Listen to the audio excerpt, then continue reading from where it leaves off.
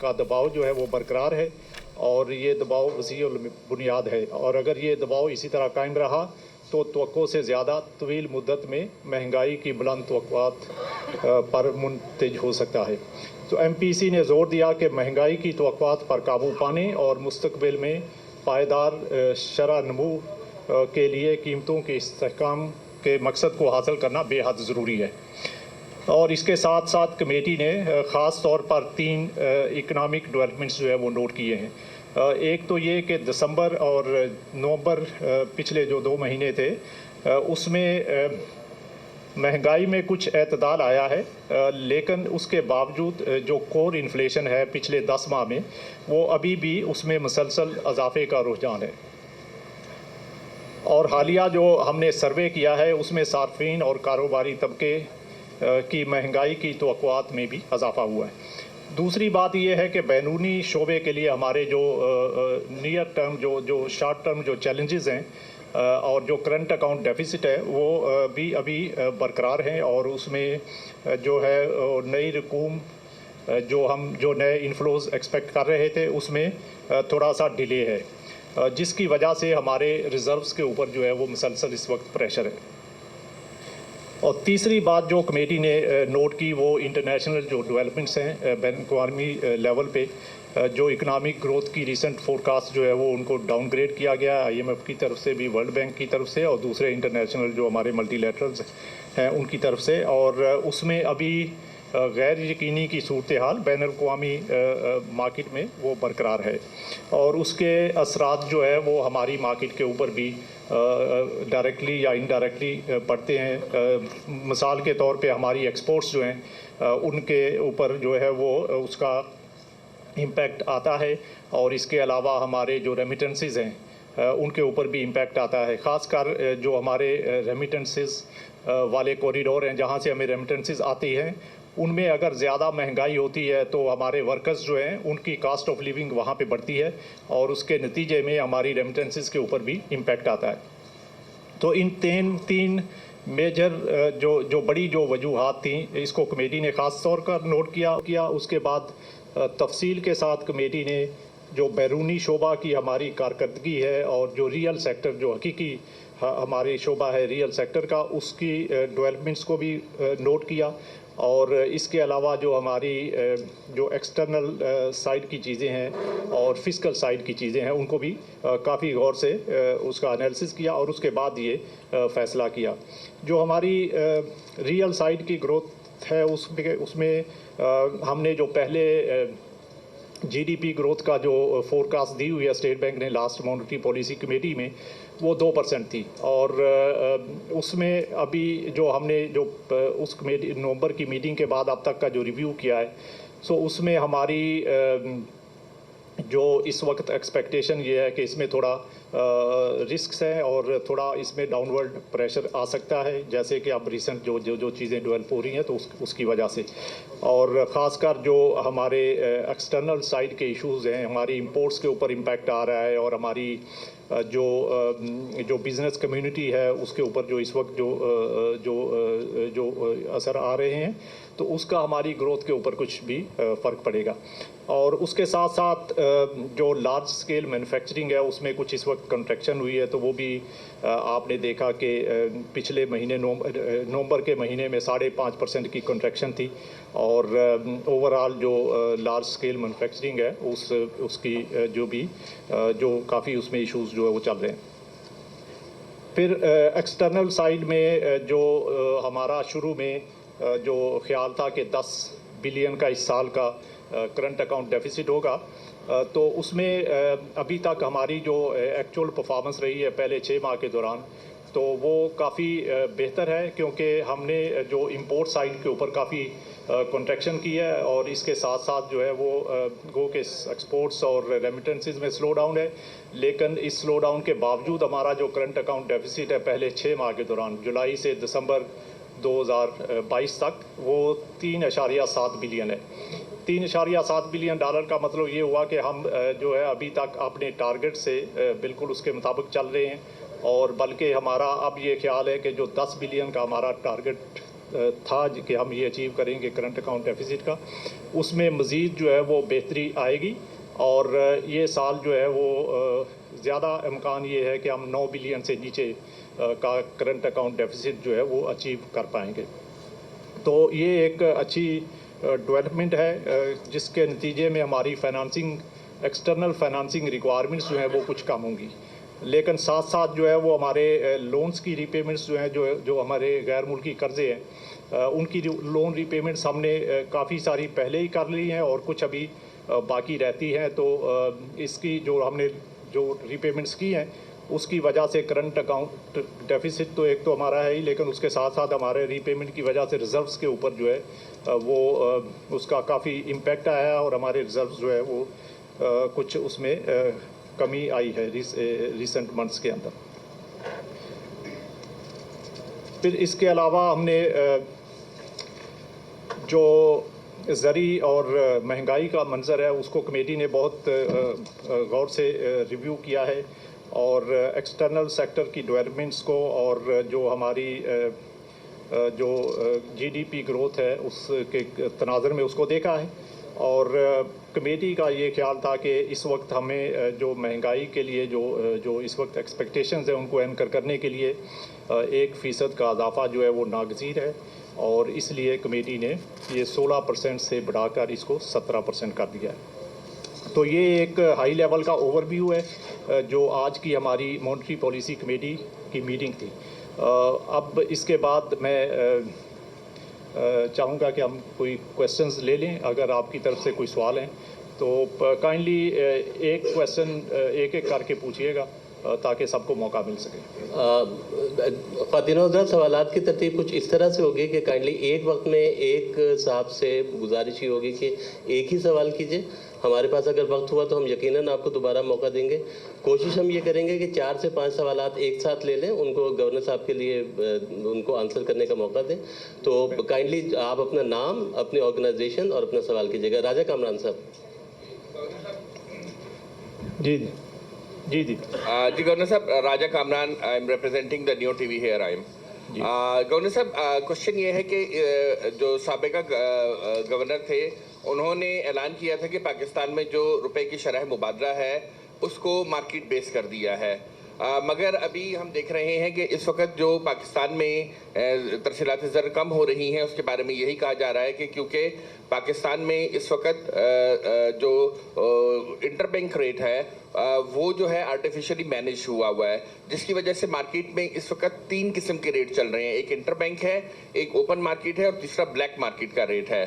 तो गवर्नर साहब ये बताइएगा कि क्या जो इससे जो मसाइल पैदा हो रहे हैं इस वक्त मईशत में उसको एड्रेस करने के लिए क्या कर रहे हैं? क्योंकि बहुत से माहिरीन यही कह रहे हैं कि हमें जो है अपनी जो रुपए की एक्चुअल जो कुव्वत ख़रीद है उस पर जाना चाहिए ताकि जो हमारे इस वक्त तरसीलात ज़र भी कम हो रही हैं वो भी बेहतर हों और हमारी जो बाकी जो डिस्टॉर्शन आ रही है मईशत में वो भी बेहतर हो।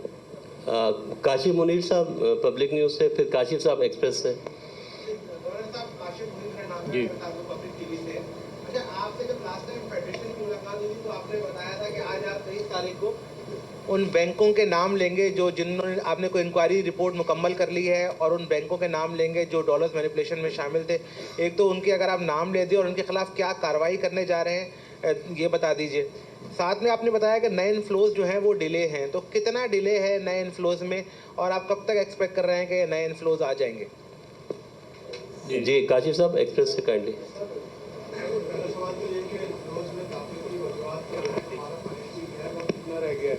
इस तरह आपने फरमाया कि काफ़ी सारे कर्जे हम अदा कर चुके हैं जिसका जो प्रेशर है वो रिजर्व पे आया है। अब फाइनेंसिंग गैप कितना रह गया है और उसमें से कितना गैप हम डोनर्स कंट्रीज से, फ्रेंडली कंट्रीज से करेंगे, कितना आलमी इदारों से कर रहे हैं, इस इन्फ्लोस में ताख़ीर की वजह क्या है, गैप अभी कितना रह गया और किस तरीके से किन ज़राए से वो अरेंज होगा?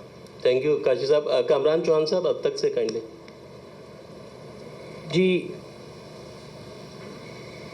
गवर्नर साहब, कामरान चौहान अब तक न्यूज़ से। जी सर, आप से वही फेडरेशन में जो मुलाकात हुई थी और ये बहुत बड़ा मसला हो गया था जो पोर्ट पर कंटेनर्स फंसे हुए हैं और आपने वहाँ पर उनसे कहा कि जी आप हमें लिस्ट दें कौन कौन से ऐसे जो शिपमेंट्स हैं जिन्होंने पेमेंट अरेंज कर ली है।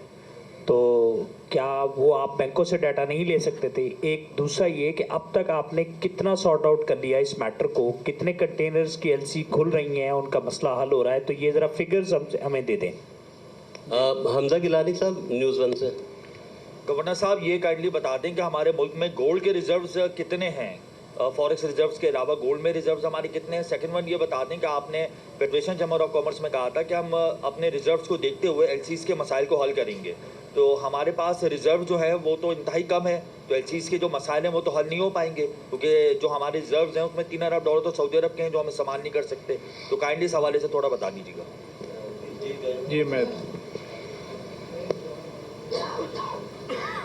जी, तो मैं इन क्वेश्चंस के एक एक करके जवाब देता हूँ। सबसे पहले जो मार्केट रेट की बात थी, तो देखें अभी भी हम इस वक्त जो है वो जो एक्सचेंज रेट है वो मार्केट बेस्ड है। जो हमने शुरू किया हुआ है उसी मार्केट बेस के प्रिंसिपल को लेके हम चल रहे हैं। और आपने देखा होगा कि इस वक्त जो है वो रेट जो है वो उसमें फ्लक्चुएशन होती है बेस्ड ऑन मार्केट पैरामीटर्स। सिर्फ जो फ़र्क आया है वो हमने चूँकि इस वक्त जो पूरा जो हमारा जो इंपोर्ट का प्रेशर है वो मार्केट के ऊपर नहीं है, क्योंकि कुछ हमने एडमिनिस्ट्रेटिव मेजर्स लिए हुए हैं जिसके नतीजे में कुछ इंपोर्ट्स जो है वो इस वक्त नहीं होती। और उन इंपोर्ट्स के ना होने की वजह से एक तो जो है वो जो प्रेशर नॉर्मल वे में आता है वो नहीं है। दूसरा ये है कि इसमें स्पेकुलेशन का एलिमेंट भी काफ़ी हद तक जो है वो एग्जिस्ट करता है, क्योंकि चूँकि हमारा इस वक्त बजट जो करंट अकाउंट डेफिसिट जो है वो काफ़ी हाई है, और इस हाई करंट अकाउंट डेफिसिट की वजह से जो हमारी जो एक्सटर्नल फाइनेंसिंग रिक्वायरमेंट्स हैं वो हाई हैं, और इसके अलावा हमने लोन रीपेमेंट्स भी करनी है। तो चूँकि मार्केट के अंदर एक जो इनफ्लोज और आउटफ्लोज का गैप है, तो मार्केट जो है वो स्पेकुलेटर्स जो है वो उसको इनकैश करने की कोशिश करते हैं, और उस वजह से वो जो कर्व के अंदर जो ग्रे मार्केट है उसमें रेट हाई है। लेकिन आप देखेंगे कि जैसे ही हमारे फ्लोज बेहतर होंगे और हम फंड के साथ जो है वो अपनी जो रिव्यू हमारा एक्सपेक्टेड है वो कंप्लीट होगा और उसके बाद इनफ्लोज आएंगे, तो मार्केट सेंटीमेंट जो है वो बेहतर होना शुरू हो जाएगा, और उस मार्केट सेंटीमेंट के नतीजे में ये जो डिफरेंट रेट्स हैं ये सब जो है ये गैप जो है वो ख़त्म हो जाएगा। तो ये टेम्परेरी फिनोमेना है, और ये इंशाल्लाह with the passage of time with नहीं ब्लैक मार्केट नहीं। देखिए हमारे पास जो है एक तो एक्सचेंज मार्केट, एक हमारा नॉर्मल एक्सचेंज मार्केट है जो कि इंटर बैंक मार्केट है, और इसके अलावा हमारे पास जो है वो एक्सचेंज कंपनीज़ हैं, और एक्सचेंज कंपनीज़ के अलावा अगर कोई मार्केट है तो वो इलीगल मार्केट है। आई विल से वो हम उसको रिकग्नाइज इसलिए नहीं करते कि हमने किसी को, क्योंकि आपको पता है कि फॉरेन एक्सचेंज एक्ट के तहत कोई भी पर्सन या एंटिटी जो है वो एक्सचेंज में डील नहीं कर सकता without getting a license from State Bank of Pakistan. तो हमने सिर्फ एक्सचेंज कंपनीज़ को लाइसेंस दिया हुआ है, और उसके अलावा अगर कोई इलीगल ऑपरेटर ऑपरेट कर रहे हैं इस मार्केट के, तो वो जो है वो लोकल लॉज जो हैं उसकी खिलाफ वर्जी कर रहे हैं, तो उनको ये नहीं करना चाहिए। और इसीलिए हम जो लॉ इन्फोर्समेंट एजेंसीज़ हैं उनके साथ भी कोऑर्डिनेट कर रहे हैं ताकि इन इलीगल ऑपरेटर्स के ऊपर जो है वो एक्शन किया जाए और इनको इस इलीगल एक्टिविटीज़ से रोका जाए। तो मार्केट सिर्फ दो ही है, एक इंटर बैंक मार्केट है और एक्सचेंज कंपनीज मार्केट है, और वो दोनों मार्केट जो है वो उनमें जो रेट कोट होता है वही हमारा जो है रिकग्नाइज रेट है। दूसरा क्वेश्चन जो है वो बहुत एक इम्पॉर्टेंट क्वेश्चन रेज हुआ, वो गैप हमारा फंडिंग गैप। तो मैं इसको ज़रा थोड़ा सा पहले क्लैरिफाई कर देता हूँ कि ये फंडिंग गैप जो है वो इस वक्त कितना है और उसको हम कैसे जो है वो एडजस्ट करने जा रहे हैं। तो मैंने लास्ट टाइम जो हमने एक पॉडकास्ट किया था 8 दिसंबर को, उसके अंदर हमने जो फंडिंग गैप जो बताया था, हमने टोटल हमारी फाइनेंसिंग रिक्वायरमेंट्स जो हैं वो एक्सटर्नल साइड की वो 33 बिलियन।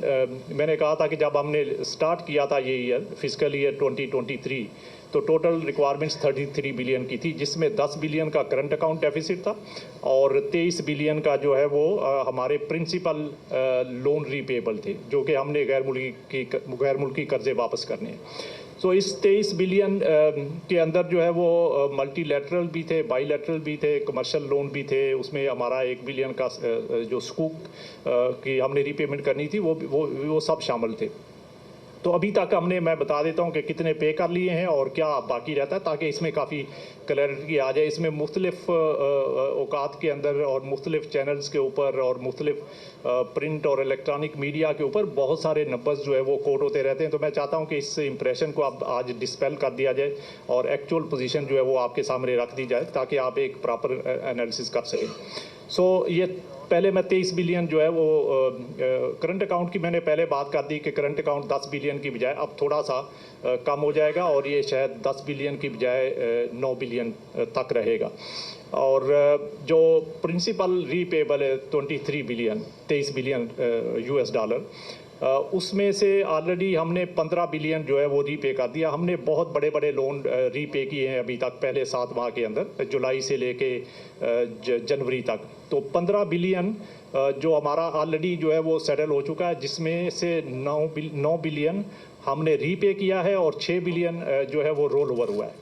सो 6 बिलियन का रोल ओवर जो है वो ऑलरेडी, ये वो रोल ओवर है जिसपे ऊपर ऑलरेडी जो है हमारे पास कंफर्मेशन आ चुकी है। इसमें कोई चीज़ फर्दर एक्सपेक्टेड नहीं थी। ये सब कंफर्म 6 बिलियन के रोल ओवर हैं और 9 बिलियन हमने एक्चुअली जो है वो रीपे कर दिया है। तो इसका मतलब 15 बिलियन के प्रिंसिपल जो है वो ऑलरेडी सेटल हो चुका है और 8 बिलियन का बाकी अब पिछले अगले हमारे पास जो 5 महीने हैं इस साल के फिस्कल ईयर के, उसमें 8 बिलियन जो है वो और हमारे लिए रीपेबल है। इस 8 बिलियन में से 3 बिलियन जो है वो हमारी अंडरस्टैंडिंग पहले से है, वो रोल ओवर हो जाएगा, जो कि बाईलैटरल एक फैसिलिटी है कंट्री के साथ, और वो रोल ओवर हो जाएगी 3 बिलियन डॉलर। तो बाकी रहेगा 5 बिलियन डॉलर। और 5 बिलियन में से 2.2 बिलियन ऐसा है कि जो कि बाईलैटरल कमर्शियल लोन है, जिसमें हमारी एक्सपेक्टेशन ये है कि वो हमारे पास से जाएगा और वापस आएगा इंशाल्लाह। सो ये 2.2 बिलियन जो है ये भी उसमें निकल जाएगा। तो बाकी 2.8 बिलियन यानी less than 3 billion US dollar है जो वो हमने इस फिस्कल ईयर में के रिमेनिंग 5 महीनों में रीपे करना है। तो ये सारा डेट के ऊपर मैंने आपको एनालिसिस दे दिया, जो न्यूज़पेपर्स में और बहुत सारी जगहों पे आ रहा है कि हमने 8 बिलियन पे करना है और हमने 7 बिलियन पे करना है, तो वो फैक्चुअली ठीक नहीं है चीज़ें। जो रीपेबल है एक्चुअली, जो जिस पे हम एक्सपेक्ट करते हैं जो हमारा नेट आउटफ्लो होगा बाकी 5 महीनों के अंदर, वो लेस देन 3 बिलियन होगा। इसके अलावा हमने अभी तक तकरीबन 2 बिलियन डॉलर जो है वो इंटरेस्ट पे किया है, 1.8 बिलियन डॉलर के करीब। और बाकी के जो 5 महीने हैं उसमें तकरीबन 1 बिलियन से थोड़ा सा ऊपर, शायद 1.1 बिलियन के करीब हमें मज़ीद इंटरेस्ट पे करना है इन लोन्स के ऊपर। तो इंटरेस्ट भी हमने ज़्यादातर जो है वो ऑलरेडी पे कर लिया और कुछ अभी 5 महीनों के अंदर और आएगा, तो जो कि करंट अकाउंट का पार्ट बन जाता है। अदरवाइज़ भी वो करंट अकाउंट में इंक्लूडेड होता है, जो करंट अकाउंट डेफिसिट है हमारा। तो इन अदर वर्ड्स, जो करंट अकाउंट डेफिसिट के अलावा जो हमारे पास जो रीपेमेंट आएंगी वो होपफुली 3 बिलियन से ऊपर नहीं होंगी, और बाकी जैसे हमारी अंडरस्टैंडिंग है बाकी का रोल ओवर होगा। तो ये इसकी सारी एक्सटर्नल साइड की मैंने आपको एनालिसिस दे दिया, ताकि आप प्रॉपर पर्सपेक्टिव जो है वो अपने जो है रीडर्स और व्यूअर्स को जो दे सकें। जी, इसके बाद जो क्वेश्चन था कंटेनर्स एट पोर्ट्स, तो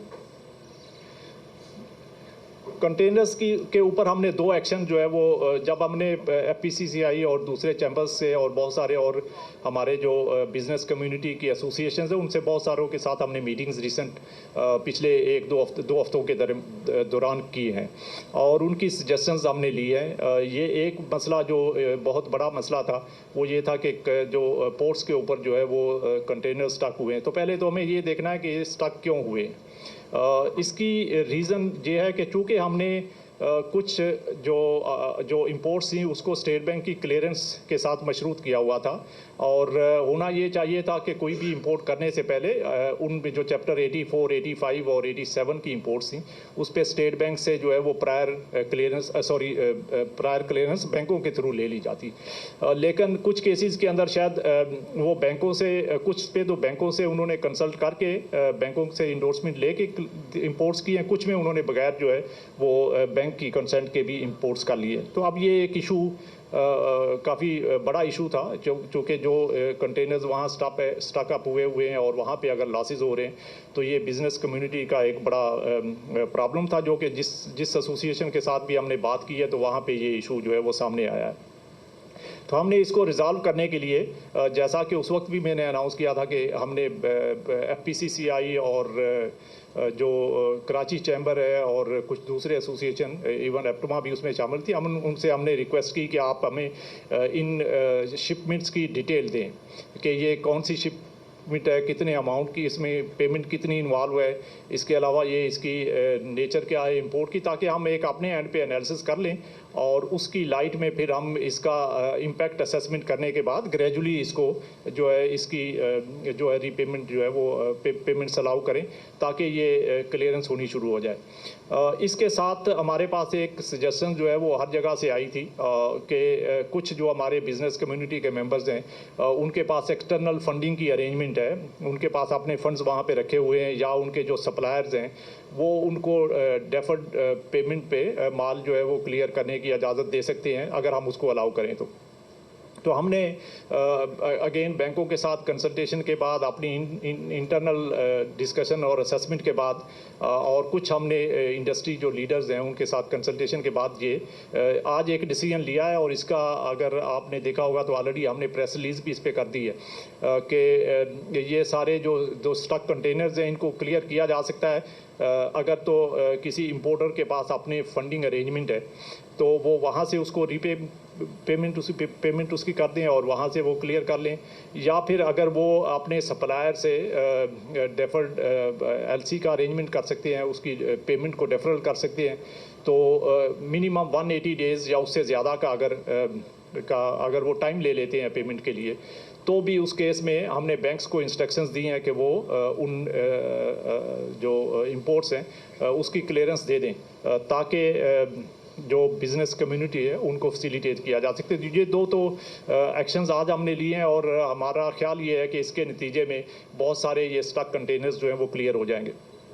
उसके बाद फिर हमने एक और जो है वो चूँकि इन्फॉर्मेशन मांगी हुई है ऑलरेडी हमने सारे चैम्बर्स को कहा हुआ है और हम एक्सपेक्ट कर रहे हैं कि वो इन्फॉर्मेशन जल्दी हमारे पास आ जाएगी। तो जो बाकी बचेंगे जो कि जिनका अपना ना तो कोई फंडिंग अरेंजमेंट बाहर होगा ना वो उसमें डेफरल पेमेंट का अरेंजमेंट कर सकेंगे, तो उन केसेस को फिर हम जो बाकी उसका इम्पैक्ट असेसमेंट करके तो उसका डिसाइड करेंगे कि उसमें किस तरह हम इसको फैसिलिटेट कर सकते हैं। लेकिन वो उसको हम तब भी करेंगे जब हमारे पास आ जाएगा इस वक्त के इंफॉर्मेशन कि ये कितना अमाउंट उसमें इन्वॉल्व है।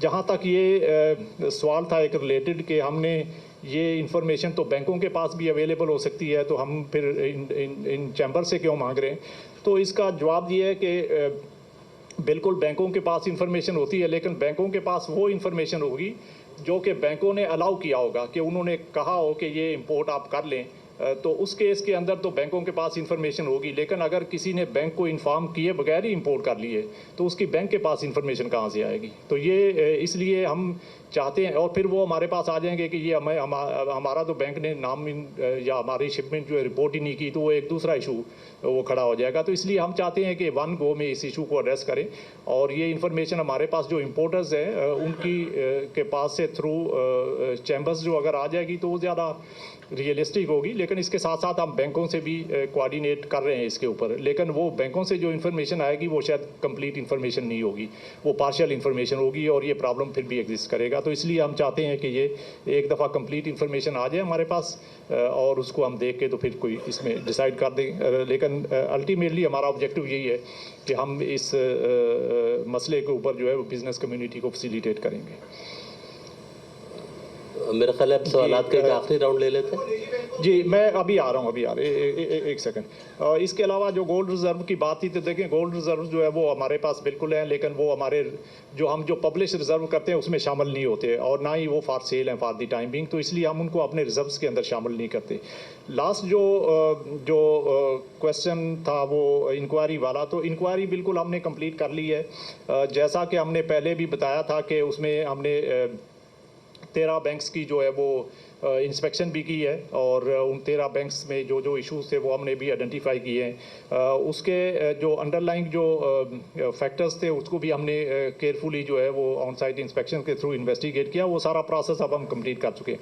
सिर्फ जो अब इशू है वो इसमें ये है कि चूँकि इसमें ये इनकम अर्न की है बैंकों ने और इनकम के ऊपर जो है वो जो एक्शन होगा, एक तो ये है कि रेगुलेटरी साइड का एक्शन लिया जाए, दूसरा ये है कि फिस्कल साइड से एक्शन लिया जाए, जिसमें कि चूँकि इनकम अर्न की है और उसका अमाउंट इन्वॉल्व है तो उसमें टैक्सेशन रिलेटेड कोई मैयर्स ले लिया जाए। तो ये एक इशू है जिसकी वजह से ये अभी थोड़ा मामला जो है डिले हुआ है। तो इसमें एक्शन बिल्कुल होगा, वो एक्शन हम करेंगे या फिर ये कि वो गवर्नमेंट करेगी, डिपेंड करता है कि वो उस पे ऊपर जो है वो हम किस तरह प्रोसीड करना चाहते हैं। लेकिन दोनों एक्शन एट ए टाइम नहीं हो सकते, वो लीगल फिर उसमें इश्यूज और कॉम्प्लिकेशंस आ जाती हैं, तो इसलिए वो अभी उसमें थोड़ा सा टाइम लग रहा है। तो लेकिन जी उसमें जो पहले ये 3 क्वार्टर्स का है और चौथे क्वार्टर के अंदर तो ये इशू जो है वो एड्रेस हो गया था। तो 3 क्वार्टर जो जनवरी टू सितंबर 2022 है उसमें ये इशू रहा और पर्टिकुलरली ये स्टार्ट हुआ जबकि हमारी ज़्यादा एक्सचेंज रेट की वोलेटिलिटी आनी शुरू हुई, ये मई जून जुलाई, पर्टिकुलरली जुलाई में और जून में, तो उसमें ज़्यादा ये अमाउंट इन्वॉल्व हुआ। लेकिन उसके बाद भी कुछ देर कंटिन्यू की, बट ये कि ये सितंबर के बाद जो है ये इसमें जो है वो स्टेबिलिटी आई और उसके बाद हमारे पास कोई केसेस ऐसा जो है उस तरह के नहीं आए। तो पहले 3 क्वार्टर हैं जनवरी टू सितंबर 2022, तो उसमें टोटल जो इनकम है वो इट्स अराउंड 100 बिलियन पाक रुपीज़। तो जिसके ऊपर जो है वो जो भी एक्शन डिसाइड होगा वो लिया जाएगा। तो अभी उसके ऊपर जो है वो बस कंसल्टेशन अभी प्रोसेस में है, लेकिन इंशाल्लाह इट विल बी कंक्लूडेड सून। और इसमें हो सकता है कुछ जी 100 अरब रुपए। ठीक है जी, तो ये हो गया। अब आप नेक्स्ट उसमें जी Areeba. Hi, Ariba from Reuters. The question is, आपने अभी दिसंबर के एंड में imports की जो restrictions हैं उसको आप revoked it, but on the other hand आप लोगों ने export financing scheme और उस पे जो subsidies हैं उसको भी reduce किए हैं. And now you're saying that you're going to contain the current account deficit to below 10 billion. How will that happen? That is one question. Yeah. जी सफदर आप आज टीवी से कर लें। अस्सलाम वालेकुम, सफदर अब्बास आज न्यूज़ से। सर मुझे मालूम करना है कि IMF से जो मुज़ाकरात चल रहे हैं वो अब तक किस पोजीशन पे, किस नैश पर पहुंच चुके हैं, क्या आप उन मुज़ाकरात पे ख़ुद भी शरीक हैं या नहीं है? सेकंड ये कि फ़ाइनेंस बिल में तरमीम की बात हो रही है, मिनी बजट आने की बात हो रही है, तो जो मौजूदा इन्फ्लेशन के रेट हम देख रहे हैं, पॉलिसी रेट में बार बार इजाफा देख रहे हैं, तो क्या इस सूरत हाल में किसी मिनी बजट की तवक्को की जा सकती है? जी अंजू वहाब साहब एयरवाइज से। साहब आपने जैसे भी जिक्र किया कि ये डॉलर के कारोबार में जो बैंक मुलविस थे आप उसके खिलाफ कार्रवाई करेंगे। 100 अरब रुपए वो कमा चुके हैं, तो ये 100 अरब रुपए स्टेट बैंक की नाकामी नहीं नज़र आती कि वो बड़े मज़े से 100 अरब रुपए बना के और स्टेट बैंक को उसको कानो कान खबर ना हुई। दूसरा आपने ये जो बैरून मुल्क से अदायगियों का कहा है, तो स्टेट बैंक ने पहले इसमें पाबंदी लगाई थी कि जी हम बैरून मुल्क से LC खोलने की पाबंदी ख़त्म नहीं करेंगे, कि इसलिए कि उसमें हवाला हुंडी के ज़रिए पाकिस्तान से पैसा बेच के दोबारा वो वाइड कर सकते हैं, तो उसके लिए आप क्या मॉनिटरिंग करेंगे? बिलाल साहब आप कर लें। Bilal Hasan, metro TV channel. Sir बात यह है कि सारी बातें तो अपनी जगह, लेकिन इस बात यह है कि 100% बेसिस पॉइंट जो आपने बढ़ाया है, 1% जो बढ़ा, क्या समझते हैं कि आप इससे पाकिस्तान की जो इकनॉमी है वो मज़ीद ज़ेर बार नहीं आएगी, मज़ीद महंगाई नहीं बढ़ेगी, और क्या ये हमारे ताजिरों के लिए, सनतकारों के लिए काबिल कबूल होगा? क्या आपके इस इंटरेस्ट रेट के बढ़ाने की वजह से ताजिरों और सनतकारों में एक बहुत ज़्यादा शोर गागा और एक नेगेटिविटी आएगी और महंगाई में इजाफा होगा? इस हवाले से बता दीजिए। इसके साथ साथ थोड़ा सा ये बताना चाह रहा था कि ये जो हमारे ताजिरों ने जब तक एहतजाज नहीं किया, स्टेट बैंक के बाहर एहतजाज नहीं किया, मुख्तलिफ चैम्बर्स में आप गए, वहाँ आपको एक मज़ाहमत का सामना करना पड़ा, उसके बाद बहुत लेट नहीं किया स्टेट बैंक ने जो आज एक प्रेस रिलीज जारी की और तमाम जो इक़दाम किए? अशरफ साहब चैनल काफ़ी इनको मैं रिस्पॉन्ड कर देता हूँ, फिर उसके बाद नेक्स्ट। सो सबसे पहले तो एक्सपोर्ट रीफाइनेंस रिलेटेड जो क्वेश्चन था, तो ये देखिए हमने पहले ही से ये एक पॉलिसी ऑलरेडी जो एक डिसीजन लिया हुआ है और ये पॉलिसी ऑलरेडी जो है वो स्टेट बैंक ने इसको नोटिफाई भी किया हुआ है कि जो एक्सपोर्टरी फाइनेंस का रेट है उसको वो हम मार्केट से अलाइन किया हुआ है। तो जैसे जैसे पॉलिसी रेट मूव होता है तो ये रेट भी मूव होता है। तो ये बिल्कुल पहले से नोटिफाई हुआ है, मेरे आने से पहले का नोटिफाई हुआ है और उसी पॉलिसी को लेके हम चल रहे हैं। और उसमें पार्टली मैं ये भी बता देता हूँ कि this is also part of our international commitments also. So इसको हम पॉलिसी को बिल्कुल जो डिक्लेयर्ड पॉलिसी है उसी को लेके आगे चल रहे हैं। लेकिन उसके साथ एक हमने और स्कीम भी रखी हुई है और वो हमारी बिल फॉरेन एक्सचेंज के जो बिल डिस्काउंटिंग की फैसिलिटी है, तो वो फैसिलिटी स्टिल इंटैक्ट है और उसमें हमारे एक्सपोर्टर्स जो है वो उस फैसिलिटी को अवेल कर सकते हैं। बस उसमें फ़र्क ये है कि उस केस के अंदर उनको अपने बिल जो है वो डिस्काउंट करवाने हैं। इसका मतलब ये है कि वो अपनी एक्सपोर्ट प्रोसीड्स जो है वो बाहर होल्ड नहीं कर सकते। उनको अभी वो ला के किसी भी बैंक के पास जाएं, अपना बिल डिस्काउंट करवा लें और उसमें रुपये ले लें। सो वो फैसिलिटी स्टिल जो है वो अवेलेबल है और वो बहुत कंसेशनल रेट के ऊपर है। तो उसको बैंक बिल्कुल अभी भी ऑफ़र कर रहे हैं और एक्सपोर्टर चाहें तो उसको अवेल कर सकते हैं। और उसके नतीजे में हमारी जो एक्सटर्नल इनफ्लोज़ हैं जो इस वक्त कुछ इश्यूज़ आ रहे हैं तो वो भी पार्टली एड्रेस होंगे। दूसरा जो क्वेश्चन था IMF रिव्यू का, तो इसमें मिनिस्ट्री ऑफ फाइनेंस लीड ले रही है। वो ऑलरेडी उनके साथ इन कांटेक्ट हैं हमारे साथ जो है वो और उन्होंने अप्रोच भी किया हुआ है उनको और वी आर एक्सपेक्टिंग के सून जो है वो इंशाल्लाह इसमें प्रोग्रेस होगी। हमारे साथ जहाँ तक इंटरेक्शन का ताल्लुक है तो ऑलरेडी हम जो है उनके साथ टेक्निकल लेवल के ऊपर डिस्कशंस हमारी होती रहती हैं। रेगुलर इंटरेक्शन है हमारे साथ। हमारी लास्ट वीक में भी उनके साथ इंटरेक्शन था, उससे पहले भी होता रहता है। उनके जो टेक्निकल क्वेश्चंस होते हैं, जो इन्फॉर्मेशन वो रिक्वायरमेंट्स होती हैं, वो हम उनको प्रोवाइड करते रहते हैं। तो लेकिन इसमें लीड जो है वो मिनिस्ट्री ऑफ फाइनेंस ले रही है। तीसरा जो क्वेश्चन था मिनी बजट का और उसका डिटेल्स जो है वो ज़ाहिर मिनिस्ट्री ऑफ फाइनेंस इसमें बेहतर पोजीशन में है इस सवाल का जवाब देने में। और जो भी अंडरस्टैंडिंग फ़ंड के साथ फाइनली होगी उसके मुताबिक फिर जो भी एक्शंस होंगे वो फिस्कल साइड के ऊपर मिनिस्ट्री ऑफ फाइनेंस लेगी और उसी के बाद फिर उसका इम्पैक्ट असेसमेंट होगी, क्योंकि अभी तो वो चीज़ें जो है वो स्टिल जो है वो अंडर डिस्कशन है। जो 100 मिलियन रुपीस की बात है वो मैंने ऑलरेडी अमाउंट बता दिया है और इसमें बहुत सारे फैक्टर्स हैं। देखिए ये एक मैं चीज़ क्लैरिफाई कर दूं कि ये 100 बिलियन जो है वो ज़रूरी नहीं है कि ये सारा, देखिए एक होता है नेट प्रॉफिट और एक होता है ग्रॉस इनकम। तो ये 100 बिलियन जो है वो ग्रॉस इनकम है और इसको अर्न करने के लिए भी बैंक्स की कुछ कास्ट इन्वॉल्व है।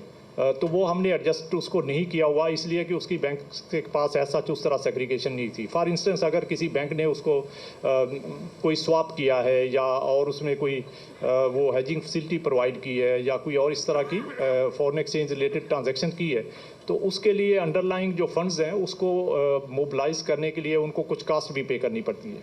तो इनकम तो एक लेग है उसका कि उन्होंने ये इनकम अर्न कर ली, बात दूसरी लेग उस ट्रांजैक्शन की ये होती है कि उसमें उनकी कास्ट इन्वॉल्व होती है। तो ये 100 बिलियन जो है वो ग्रॉस इनकम है, इसमें कास्ट नहीं है। तो कास्ट एडजस्टमेंट होगी तो नेट, उसके बाद नेट, और इसमें के अलावा उसमें एडमिनिस्ट्रेटिव कास्ट भी आपको पता है होती है। और इसके अलावा कुछ वॉल्यूम ऑफ फॉरेन एक्सचेंज जो है वो भी इंक्रीज़ हुआ है काफ़ी पिछले साल के मुकाबले में। ये जिस पीरियड की हम बात कर रहे हैं तो उसमें जो कोई 6% जो है वो volume of foreign exchange business उसमें इंक्रीज़ आया है। इसके अलावा जो है वो कुछ एक्सचेंज रेट की वजह से भी उसका इम्पैक्ट आएगा, क्योंकि पहले एक्सचेंज रेट जो है वो डिफरेंट था, अब एक्सचेंज रेट डिफरेंट है। और यहाँ पे हम रुपी टर्म की जो है वो इनकम की बात कर रहे हैं, तो जब एक्सचेंज रेट बढ़ेगा, एवरेज एक्सचेंज रेट, तो उसके नतीजे में वो इनकम भी बढ़ेगी। मसलन अगर उन्होंने $1 कमाया है और वो पिछले साल $1 अगर 170 का था तो उसका इम्पैक्ट डिफरेंट आएगा। अगर वो अब 200 से ऊपर होगा तो उसका इम्पैक्ट डिफरेंट आएगा। तो इसलिए थोड़ा बल्कि काफ़ी सारा इम्पैक्ट उस वजह से भी है। तो ये सब एडजस्टमेंट्स जो है ये नहीं की गई। तो 100 बिलियन जो है ग्रॉस इनकम है, तो लेकिन जो भी डिसीजन होगा उसमें ये सब फैक्टर भी वो अकाउंट फॉर कर लिए जाएंगे। जी गवर्नर साहब जी अब प्लीज़। नहीं, कोई दबाव नहीं है, बिल्कुल कोई दबाव नहीं है। ये बिल्कुल आप रेस्ट एश्योर्ड के इसमें हम पूरी तरह कमिटेड हैं और ये एक्शन होगा। आप अगर थोड़ा बहुत इसमें डिले तो आप ये नहीं समझें कि कोई दबाव है या कोई एक्शन है। बिलीव मी, किसी किस्म का कोई इसमें दबाव नहीं है और ये बिल्कुल एक्शन होना है। सिर्फ ये कि हम डबल एक्शन नहीं चाहते। जी अभी बस ये बहुत जल्द हो जाएगा। मैं आपको बस ये समझिए कि ये दिनों की बात है, ये इससे ज़्यादा नहीं है। ठीक है, प्लीज़ अगर इजाज़त दे तो मैं बाकी की ये क्वेश्चन ज़रा कंप्लीट कर लूँ। बाकी एक ये था कि ये एलसी का जो हमने अलाउ किया तो उसमें कोई फॉरेन एक्सचेंज कैसे वो मोबिलाइज करेंगे, तो देखिए हमने ये उसमें इसीलिए क्लियर किया है कि एक तो 180 डेज़ का जो है सप्लायर की साइड से वो होगा, अगर सप्लायर से अरेंज कर पाएंगे तो। अगर वो नहीं होता तो उसमें अपने जो उनके रिसोर्सेज होंगे वो भी हमने उसमें बैंक कंफर्मेशन की रिक्वायरमेंट रखी है। ये नहीं हमने कहा कि वो डायरेक्टली इधर कोई उसको इनफॉर्मली पे कर दे या उसका, तो उसमें बैंक की इन्वॉल्वमेंट होगी और वहाँ का फॉरेन बैंक जो है यहाँ के लोकल बैंक को इंटीमेट करेगा। और ये इसीलिए क्या है कि उसमें ताकि कोई इस तरह का एलिमेंट ना आए। और दूसरा ये कि आपको पता है कि हर कंट्री के अंदर जो है अब AML रिलेटेड लॉज जो है वो काफ़ी स्ट्रेंथन हुए हैं, तो वहाँ पर जो भी जिस कंट्री से भी सेटलमेंट होगी उसका बैंक भी वहाँ से उन चीज़ों को देखेगा और उसके बाद उसकी क्लियरेंस देगा और लोकल बैंक को यहाँ पे इंटीमेशन देगा। तो ये सारा प्रोसेस जो है वो ट्रांसपेरेंट वे में होगा और इंशाल्लाह वो वाला इशू जो है इसमें नहीं आना चाहिए।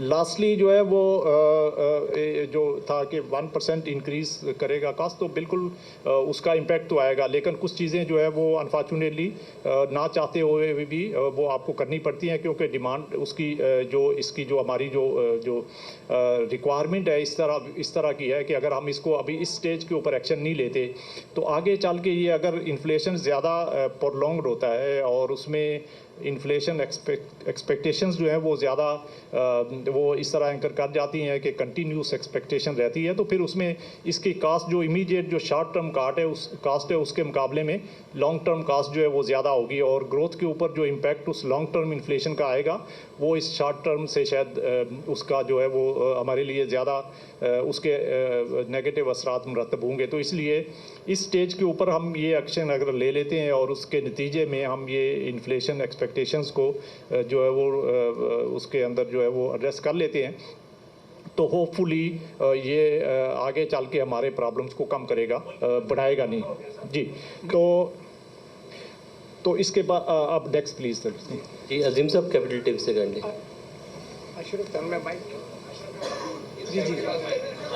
जी गवर्नर साहब अशरफ खान 24 न्यूज़ से।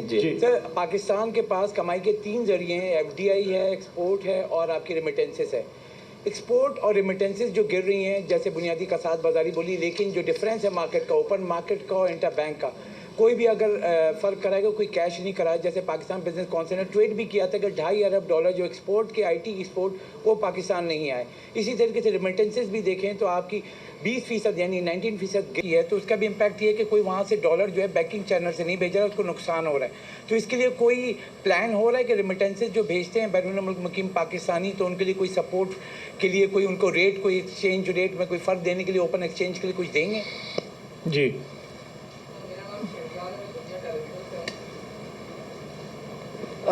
सर मैं वही जो रिपोर्ट है उसके मुतालिक बात करना चाहूँगा कि देखें सर FPCCI और दीगर जो ट्रेड बॉडीज़ थी वो काफ़ी अरसे से कह रही थी कि बैंक्स जो है वो बैंक्स डॉलर के अगेंस्ट नाजायज़ मुनाफाखोरी कर रहे हैं। मिफ्ता इस्माइल साहब ने पाकिस्तान स्टॉक एक्सचेंज में ये बोला था कि बैंक्स के खिलाफ एक इंक्वायरी हुई और वो कोई भी उस पर मुलविस नहीं पाया गया, बल्कि मैं उनके किरदार का बहुत मशकूर हूँ। तो सवाल एक ये है कि क्या आप लोग अपनी जो ये इंक्वायरी है ये FIA को भेजेंगे? क्या इसमें आप मिफ्ता इस्माइल साहब को भी शामिल करना चाहेंगे? क्या आपके अपने स्टेट बैंक्स के वो रेलिवेंट इदारे जिनको उस वक्त चेक एंड बैलेंस रखना चाहिए था, क्या उनको भी इसमें शामिल किया जाएगा?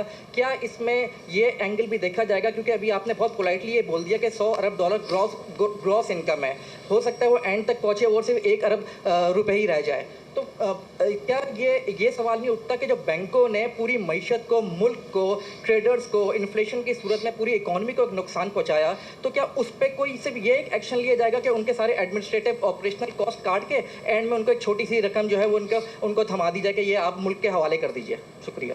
जी असगर अजीम GTV न्यूज़। सर आपने बताया कि आपके पास 2 ही कंडीशन है, एक इंटर बैंक और दूसरा ओपन मार्केट। अब ओपन मार्केट में अगर कोई शख्स अपने बच्चे की फ़ीस भेजता है कहीं तो रेट चलते हुए उस वक्त 310 रुपये और बैंक उसको ले रहा है 319 रुपये 50 पैसे, ठीक है ना? नहीं, मैं पाउंड की बात कर रहा हूँ। तो दूसरा सवाल ये है मेरा कि एक जो करेंसी डीलर्स हैं उन्होंने एक पेशकश की है, ये ऑफ़र समझ लें कि जो एलसी का इशूज़ है 50,000 तक के लिए वो कहते हैं कि जिम्मेदारी हमें दे दें, अगर हमें नुकसान होता है तो हम ये भी बर्दाश्त करने के लिए तैयार हैं। तीसरा, आपने जो ब्रेकअप दिया है अदायगियों का, उस पर तो 3 बिलियन अब अगले चंद माह में अदा करने हैं, तो फिर डिफ़ॉल्ट का ख़तरा कहाँ तक है या नहीं है? जी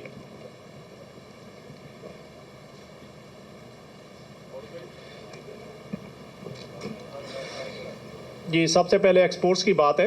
एक्सपोर्ट्स के ऊपर यकीनन कुछ इस वक्त जो है वो इसका मनफी असरात आए हैं, कुछ उसमें डिक्रीज़ आई, और वो उसकी रीज़न जो है वो एक तो देखें, एक तो जो है वो एक्सपेक्टेड था उसमें, क्योंकि जब आपकी इंटरनेशनल मार्केट्स जो हैं, जिन कंट्रीज़ को हम एक्सपोर्ट्स करते हैं वहाँ पे इन्फ्लेशन हाई होगा और वहाँ के प्रॉब्लम्स होंगे, तो उसका यकीनन जो है वो हमारी मार्केट के ऊपर भी फ़र्क आएगा, क्योंकि वहाँ पे अगर बिजनेसेस जो हैं वो भी अफेक्ट हो रहे हैं और साथ में इंडिविजुअल्स का इनकम लेवल जो है वो भी अफेक्ट हो रहे हैं और महंगाई भी ज़्यादा है, तो एक तो नेचुरल उसका है। दूसरा जो है वो हमारे डोमेस्टिक जो है वो इश्यूज़ हैं, उनका भी उसके ऊपर जो है वो असरात मुरतब यकीनन हो रहे हैं, तो ये दोनों साइडों से है।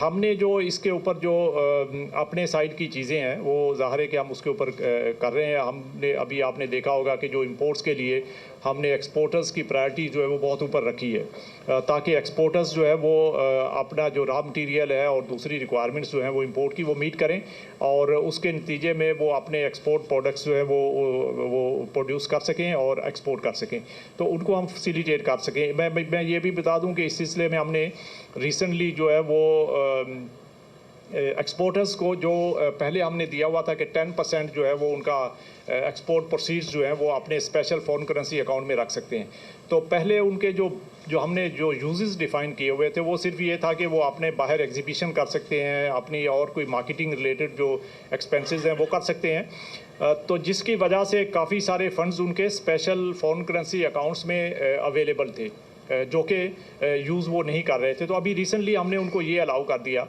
कि आप जो है ये इस स्पेशल फॉरेन करेंसी अकाउंट्स में जो फंड्स अवेलेबल हैं, तो इसको आप जो है वो अपनी इंपोर्ट्स के लिए भी यूज़ कर लें। तो इसका मतलब ये हुआ कि अगर कोई बिजनेसमैन जो है उसको अदरवाइज़ जो अगर उसमें कोई इशू आ रहा है तो अपने फंड्स यूज़ करते हुए वो अपनी इंपोर्ट्स कर सकता है, उसमें रॉ मटीरियल भी कर सकता है, कोई पार्ट्स उसने लेके आने वो लेके आ सकते हैं, तो वो हमने रिसेंटली उनको अलाउ किया है। फिर जो दूसरा आईटी एक्सपोर्टर्स की आपने बात की है, तो आईटी एक्सपोर्टर्स के साथ भी हमने जो फ्रीलांसर्स हैं, दूसरे एक्सपोर्टर्स हैं, जो उनकी एसोसिएशंस हैं, उनके साथ हमने काफ़ी मीटिंग्स की है रिसेंटली जो है, और उन मीटिंग्स के नतीजे में तो शरह सूद 16 से बढ़ाकर 17% कर दी गई है। पॉलिसी रेट में 1% इजाफा किया जा रहा है। पॉलिसी रेट में 1% इजाफे से 17% किया जाएगा। आपको बताएं कि गवर्नर स्टेट बैंक ये खिताब कर रहे थे।